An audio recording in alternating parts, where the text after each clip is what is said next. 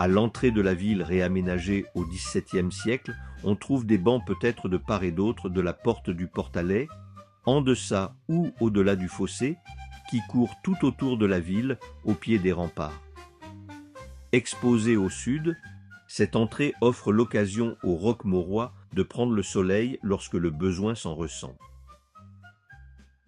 À l'époque moderne, la population ne s'expose pas au soleil afin d'obtenir une coloration de la peau. Les canons esthétiques valorisent les peaux claires. Comme l'immense majorité de la population travaille à l'extérieur et bronze de facto, seuls les aristocrates peuvent préserver leur peau. D'ailleurs, parlant des moissonneurs qu'il avait pu observer dans les alentours, Racine les avait qualifiés de pauvres diables brûlés de soleil. Si la majorité de la population s'expose à l'astre des astres, c'est pour se réchauffer les journées d'hiver. Les méridionaux subissent alors un changement climatique dont ils ont eu conscience tant ces effets ont été manifestes. Ce petit âge glaciaire a eu des conséquences importantes sur la vie quotidienne, avec des hivers beaucoup plus froids certaines années, des mistrals glaciaux parfois, avec des glaces qui descendent le Rhône au XVIIe et XVIIIe siècle. Les habitants de Roquemaure ont dû s'adapter à de nouvelles conditions météorologiques. Celles-ci tranchaient avec celles connues par leurs ancêtres. Désormais, le froid mordait les corps avec une intensité inconnue jusque-là. Les maisons étaient alors de vraies passoires thermiques, si bien qu'une fois entrées, le froid refusait d'en sortir. Les cheminées pouvaient réchauffer ceux qui se pressaient à leur pourtour, mais n'avaient guère d'effet sur les autres pièces. Puis, avec la raréfaction du bois de chauffage, celui-ci coûte de plus en plus cher sur un marché du bois très réactif.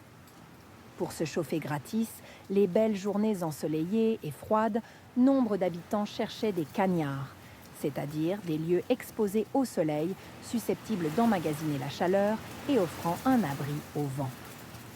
Il faut donc imaginer des dizaines de personnes, certains après-midi, ici, se socialisant, discutant de choses, et d'autres, jouant à la pétanque, et surtout absorbant les rayons du soleil pour se réchauffer. Lutter contre le froid au Moyen Âge ou à l'époque moderne, et encore au XIXe siècle, est difficile.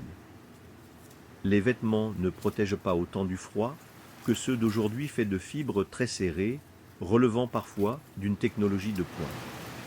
À l'intérieur des maisons, le froid entre sans difficulté, si bien qu'on préfère en sortir la journée, car, à tout prendre, il fait meilleur au soleil que dans ces bâtisses peu hermétiques où le vin gèle dans les verres lors des froidures les plus mordantes.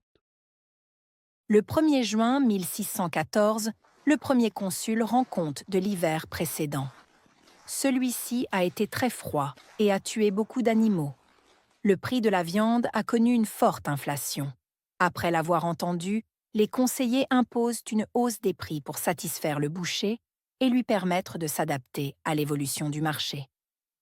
À la fin de l'année 1693, le 13 novembre, 70 grandes pièces de vin demeurent sur le port de la ville, car le mauvais temps empêche de les embarquer. Le vent est glacial. Ce vent pousse les glaces qui descendent le fleuve. Le froid est terrible.